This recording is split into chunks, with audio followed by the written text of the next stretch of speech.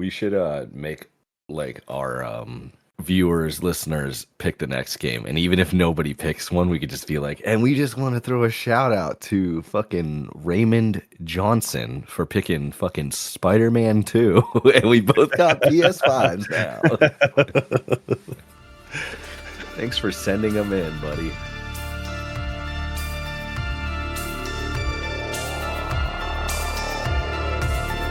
Three, two, one. Dark Lord.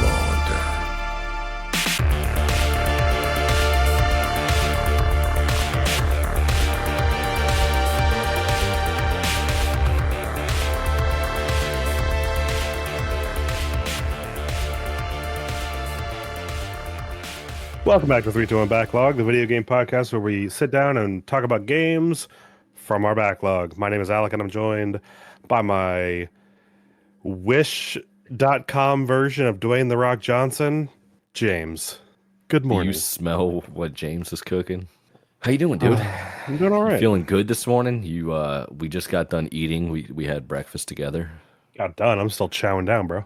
I mean, I could still eat, but I'm not gonna. It's beautiful, dude. It's cold today. Yeah, man. We got up. We used the 1 week of the year usage of our fireplace here in Florida. 1 week of the year usage of sweatpants. There you go. It's nice. Yeah, though. it's actually I walked outside a couple minutes ago to grab something out of the car, and it's not that cold outside. It was cold this morning, but it's not. It's It wasn't warming up quick. Yeah, it's like 70. No way. It's 59 here. Okay, that may have been an exaggeration. It felt nice. I'll say that. It did not feel cold. I do love how every time I check the weather for tomorrow, it's like, oh, it's going to be a high of, it said 63, and now it says a high of 66. It's always warmer than they anticipate. They always tell you it's going to be cold, and it's always warmer. So, yeah. Thanks a lot. Yeah, it's low 60s here. Good old Florida winter. Yeah, man. The humidity is what gets you. That's what they always say, right? It's the humidity. Yep. Video games? Video games. Speaking of humidity, what? What are we talking about today? This was a very humid game.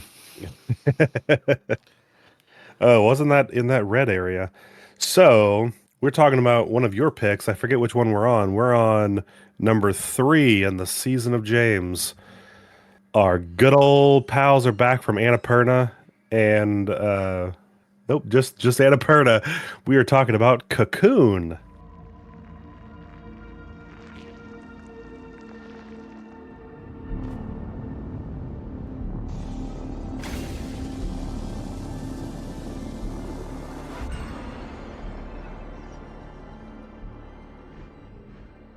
Cocoon is a 2023 puzzle adventure game developed by Geometric Interactive and published by Annapurna Interactive. The player controls a beetle that can hop between worlds, solving puzzles to unravel the universe's mysteries. The game was released in September of 2023 for Nintendo Switch, PS4 and PS5, and Windows Xbox One and Series X and S.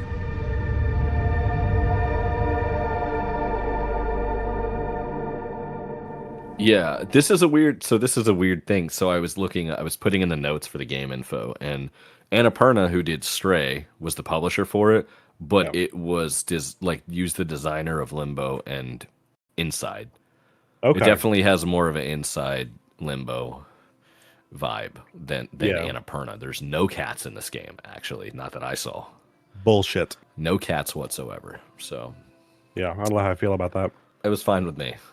This game came out September 29, 2023. So this is the newest game, I think, that we've played on our podcast. I think this is like the from release date, one of the new. Well, Sea of Stars was also pretty up there. Maybe we beat that one a little bit.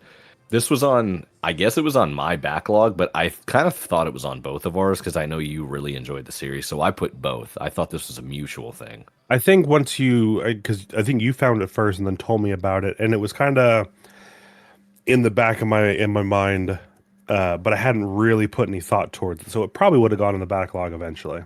Yeah, because you enjoyed, the other. Well, you enjoyed the Annapurna game too. Yeah, for sure. Yeah, as well as Limbo and Inside. This game got a 9 out of 10 on IGN, a 10 out of 10 on Steam, and an 88 on Metacritic. Wow. Disagree. Well, we're going to talk about it, but I was lost through the majority of it. And spoilers, I didn't finish it because I'm not that smart. Like the puzzles in this game, holy shit. Yeah, this game was, well, I guess you want to just get right into it then. I think we can get right into it. This one is going to be interesting for me because Did you play this on a mouse and keyboard, you son of a bitch? no, I didn't. I tried and then realized that it wasn't working. So no, I had to controller game for sure. Yeah, controller for sure. But it's an interesting game because it's 100% puzzles, and they get increasingly more difficult. Story beat, I have no idea what we're going to talk about there, but it was just puzzles for days, man. Yeah. So this game was not a platformer at all. This game was just puzzles. You played it on it says your PC and Steam, so you just played on PC. Yeah. I plugged the controller in. Yeah. Man, you really aren't using that Steam Deck anymore. You know, I thought about using it. It's the reason I got the Steam Deck was for travel, and I've slowed my travel down heavily, so I haven't really busted it out. It probably has a bunch of updates that I need to do. Dude, I feel like for me, I like playing it at home though, but I don't like isolating myself in here. I like to play, it's really for me, like I love playing right before I go to bed. Like in bed, I'll play a video game, or well, imagine you playing Miles Morales on my back porch with the dogs. Well, imagine instead of your dog's just sitting and trying to take a snooze or snipping at the grass or something, you bring out the Steam Deck and they immediately lunge for it and try to pull it out of your hands. I put them down. You have dogs? I have children. So whoops. That's I think why I can't justify having that out. Yeah. Because if I set it down to for any length of time, he lunges for it. You have to put it on docked mode and play like 2-player co-op games with them, with the boy. Yeah. I have a couple ideas. So I want to play Untitled Goose Game at some point. Right. It's co-op and I think it's fun. Okay. So yeah, that's why I don't get as much use out of it anymore. It was I got it for a very specific reason, and that reason is kind of slowed down. So in a couple of weeks, I'll be going over to Texas for a training class. 2 weeks, so I'll get some use out of it there. Okay. So I'll try to pick a good Steam Deck game. Yeah, for that time period for you. All right. All right, so let's try and keep on track with what we've been doing. So graphics and art. How you feeling about it? I don't know why I gave it a 9 out of 10, but I gave it an 8. It's low poly. I've realized looking at my notes again, I have put the word interesting like 7 times. It's just a weird game, dude. Like I don't know if you're like a bug or a warrior that has wings on his armor or something. I don't quite understand what it is you are, but it was interesting for sure. Yeah, in regards to the graphics, it was very low poly, you put that, but very bland looking, like almost like hand drawn looking through everything. But anything to do with the worlds as an external component, you get these globes, they're like orbs, and you can jump inside of them, and it's an entire world inside of it. That's one of the big mechanics of the game. Anything involving those was very beautiful. Like the little, you pick one up and it's just this beautiful, vibrant green color. You put it into a thing and then it allows you to go into the orb. Like there's like a device you can put it in, and the whole ground turns that color. Or anytime you activate the orb's power, depending on which orbit you have, whatever color, there's different powers that they have. Those were very vibrant and they really stood out. So that was nice. I guess that's a 9 out of 10 because that, in contrast to the backgrounds, was like really, really beautiful. I get that. But I think the setting of the game, which we don't really ever discuss, I think the setting was pretty fucking ugly. Yeah, it was confusing because I didn't quite understand what was going on. And I think that's what you got never me. Will. Not from this writer, designer. Yeah. What about our sound quality? I gave it a little bit better of a score than you. What happened? It wasn't memorable at all. Yeah. I don't really remember much music or anything, but they were definitely playing into the like atmospheric sound effects, and every time you interact with anything, the sound that they chose to go with it was very otherworldly and Yeah. very very strange and alien. And Would you I say it thought was interesting? it was interesting. It was interesting. So I did like the different sound effects and things that were accompanying all the movement and mechanics that we had in the game. So I did like that. Yeah. It was just, I don't know. I guess for sound quality, like I expect things to be a little more memorable. Like nobody would buy the soundtrack to this game. You Yeah. know? It was fine. It was good. There was every once in a while something would happen and there was like a really cool sound effect, but I don't know. It just didn't stand out to me. You could have played Right. the game on mute and it wouldn't have made any difference. Unlike True. Limbo, where there were like sound components to it. Right. Yeah, no voice Yeah. acting at all. I put NA, not applicable. Yep. North American, naturally aspirated, not applicable. So I guess and there's no storyline to this game. I just put LOL for the storyline. Yeah, if there is one, it's extremely abstract. Yeah, I bet there's some Reddit post where there's a guy breaking it the fuck down though. Oh yeah, I did in as the puzzles got more difficult, I did have to call on a walkthrough, and I ended up finishing the last hour watching him, and he same thing is like I have no idea what this is all about, so you know, Yeah. let me know, and it's definitely abstract. Yeah. So I guess this really is this whole game is all about mechanics and gameplay. For And I sure. see you put a lot of notes in for that. Yeah, I didn't know where to start because, you know, trying to describe like how a puzzle worked out of context, I was like, you know, Oh, what are we even going to do here? So, you know, if I would say if you like puzzles like Dumb, that really convoluted, bug-based, multi-dimensional. yeah, Damn, that's yeah, actually a really good description of it. That's it a deep is. description. Yeah. Dude, okay, so when where I stopped, I got stuck on one. What's the solution?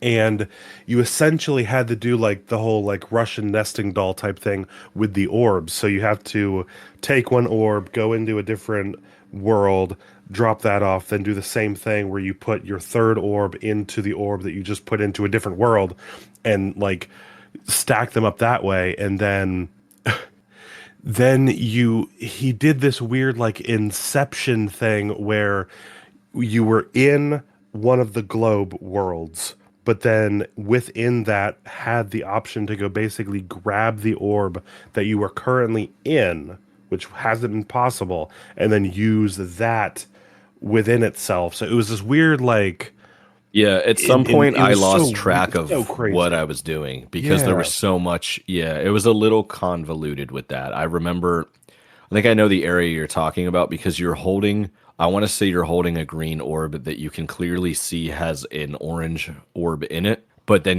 there's an orange orb next to it. And it's like, I don't really know if this makes Right. sense. Yeah, I was in the green world, right? So I'm Yeah. inside of the orb, but then in that, through different placement, I could then go, while I'm in the green orb, go grab and use the green orb, which shouldn't be possible. So it was very strange and very mind bending. Boggling. Yeah. Boggling would be better. Yeah. Yeah. It was It was very crazy. puzzling. Quite puzzling. So, Jesus, this makes for terrible content, dude. yeah. So these orbs are worlds, essentially. They have different, like the green one was lush. There was water, there was plants and shit. There's an orange one that was like very desert-like. There was a purple one that was, I don't fucking know. What was the purple one? I don't remember what the white one was either. Yeah, the Four purple one was worlds, like, 4 orbs. yeah, I don't even know. They all had powers too. You could use them in the other worlds to activate certain things. Like there were platforms you could activate with the green one. You could shoot with the white one Right. if you're holding it. And then this opens a lot of possibilities because you could like shoot into one world using the white orb and then activate something in the green world if you have everything lined up and positioned properly. It's really convoluted. It's hard to explain. Yeah. It was a lot more fluid than we can possibly make it sound through a description, but it was a unique concept, but I didn't enjoy the more complicated it got. I feel like if they stayed at 3 orbs instead of 4, it would have been better. 3 was a good number. Yeah. When they put a 4th one in, I was like, "Oh, cool, 1 orb that's going to do everything, right?" No, it was like a whole new mechanic. And yeah, I hated it. Yeah, once we got once we got the initial 3 and then found the white one, I definitely thought it was going to be like we're going to start using 1 orb to do multiple mechanics. Yeah, so did And I. that's not that is not the direction they went. 1 orb to rule them all. So there were boss fights. I do liked wanna that call a out. lot. So Yeah. moving away from the puzzles themselves, there were boss fights that I thought were really, really fun.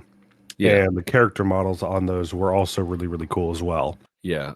What do they call, like, material design bugs? Yeah, everything was very like insectoid and like alien looking. Yeah, like an insect alien race. Right. So, did you have a favorite one? Yeah, my favorite. Yeah, I did. That was in my notes too. I was gonna ask what your favorite orb mechanic was and your favorite boss, but we'll do boss first. My favorite boss was the one where it's the purple orb and you can switch places with it. Yes. So it's like That a was circular map, and this boss will do things to attack you. He always chases you, but you can trade places with the orb at any time. So you try to lure him into essentially damage him by luring him in and then switching last second. And yeah, that was my favorite one. It was also kind of tough. Not really. I mean, I think it took me 2-3 tries maybe. Yeah. But it was the best boss fight. My least favorite was the one I don't even know if you really consider it a boss fight, but it's the white orb one where you have to like shoot the diamonds in the sky. Oh yeah, I don't like that. I hated that. Once I got the hang of it, it was like I had the timing perfectly, but like there would be like a thing that would be blocking your shot, and then when you shoot, it would change. So you would line it up to shoot, and then it would block your shot anyway. So you just had to do opposite of what seemed like the right thing to do. Yeah. It wasn't complicated, but I didn't enjoy that, and I was like, Because it gave you like two tries. If you miss if you yeah. miss once, you get one more, which it doesn't tell you. It seemed like it was a little abstract I every think time. it was but also timed. Yeah. Yeah, so you had a timer running too. Like, so if you didn't shoot fast enough, or Yeah. you would start to see the giant bug get frustrated. Would you agree? Are those your favorite and least favorite too? No, I actually liked the circle one you described was pretty good. I did the least favorite. I'll agree with you. The one I liked was, I think it was the one right before yours, possibly in the green world, where you ended up like flying. So you like popped out this like bulb of something, and it kind of like floated you in the air, Like and with you had water, like a water. yeah, jet or it was something like kinda, a water jet. Yeah, and then you would dodge stuff and then slam down on the enemy. So I liked that one. I think it was the one right before yours. I think. Yeah. I don't even remember what the red boss was at all. Now that I think about it, Yeah, I don't either. if not for the bosses in this game, it would have been a terrible game. But there was something burrowing, I think, in the first one. Yeah, that kind of sounds familiar, but I think it's wrong. Oh yeah, it sent.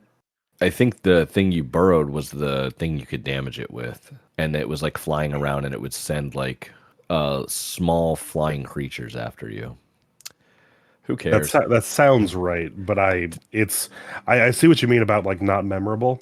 Yeah. I mean, everything from like the first like hour of the game, I can't remember a damn thing about it. Yeah, I watched like a little bit of somebody explaining how to get the secret ending and stuff, and because there's a secret ending to the game, but Oh, really? yeah, it literally made no sense to me at all. But I did watch a little bit of that, and they showed some of the footage from the very beginning of the game. I played this game in essentially 3 short sittings, Yeah. but there was like so much shit that happens in the very beginning of the game that I had already forgotten about. Like there's like a platform you walk on, and it like opens up, and it's like bug looking, and it like opens wings up and like climbs up on a thing for you so you can walk up a ledge. Completely forgot that happened. Yeah. I don't know. I don't know. It wasn't memorable at all to me. The whole game, not like the way that Limbo and Inside were, Right, right. I especially didn't Inside. for the puzzles I could manage mentally. I did like the act of playing. It wasn't terrible by any means, like, but yeah, it is very hard to recollect most of it because it all kind of blended together because you're going in and out of these worlds constantly, Yeah. and they all start to like really just blend together is the only thing I can really say about it. So Yep. trying to remember how to differentiate them is a bit difficult. I think the easiest differentiation is probably the mechanic. That's really like. So, did Right. you have a favorite mechanic to play with? I did like the purple because in the purple world, and I can't remember really what the general theme was. It was like icky. Yeah, It was but just it had gross. it It had looked all like these very parasite like. yeah it had all these balls that were like sprouting Oh, out of the ground everywhere. But every time you grabbed one, the ball changed to the orb of that realm. But yeah. so you'd have to navigate getting through by like placing the orb down, then going somewhere else, and then picking up one of these things, and it like transported the orb to you. Right. And you'd have to like, so it was very much about like placement and remembering where you were in relation to the actual orb itself. And there were different like world hazards and puzzles that would like change how you had to go about utilizing that like switcheroo kind of thing. So I did like that. That one, there were some that were difficult, but it was manageable. And and that said, I did like the orange platforms, like moving those around and Yeah. Those like orange platforms reminded me of like Lego toys when I was a kid. There were right. like these translucent, transparent, bright orange pieces of plastic, basically orange Yeah, plexiglass yeah. that would be like windshields or something like that for Lego spaceships, and that Right. reminded me of it so much. Hmm. I don't know. It was visually very appealing. Yeah. But I like the purple one best. Yeah. I think I liked even though I said I didn't really remember much about the white one and I felt like the white one was unnecessary, I liked the shooting mechanic because it really introduced like some pretty insane puzzles, which for better or for worse. There was one where you have to put one world inside of another world, and then line everything up and then shoot at something to make it bounce off of something. Then you have to put the worlds inside, like the Russian doll orbs. You have to grab it and carry it and launch it in midair to catch the shot that got Yeah. fired, and Yes. then run over and grab it and then use it to open a door. I figured that puzzle out on my own somehow, but I got stumped. I think it was just knowing that that mechanic existed, and once I learned that through a YouTube video, Yeah. I was then able to kind of piece it together. But I liked that a lot. That was kind of neat. There were also, we're just gonna fucking veer off here. Also, like the ancients you could collect. I saw in your Yeah. achievements you collected a couple of them.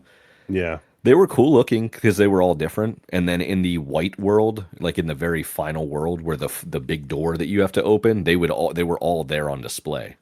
Oh, interesting. Yeah. So if if you rescued or found enough of them, I guess it maybe would do something. But I don't think it was really. And I think they were called Moon Ancients Yeah. as a collectible. Yep. So I'm not really sure if that was like alluding to these being like planets or moons or celestial bodies. So So I that think they were planets, and then I feel like I'm going to make this game way more deep than it is, but I think that like maybe they were what originally watched over some of the planets or some planets because right. when you meet all of the bosses, they are standing outside of the world and then they give you Yes. the world and then they go inside of it to try to protect it or something. Huh. They always give you the world and then go into it. Right. And then so I wonder if the moon ancients, because moons surround worlds or planets. I wonder if Yeah. moon ancients were like original bugs that would. Like Guardians or something. Yeah, yeah. I don't know. Could be. The creator of this game is like, oh my god, that's fucking genius. They figured it out. You know, he's like, dude, I wish I thought of that. That's fucking smart. But yeah, so there was that. But otherwise, there wasn't really a lot of like achievement hunting for this game. This is Yeah, gonna it be was. a Yeah, it boring was, episode. I'm sorry for anybody listening. yeah.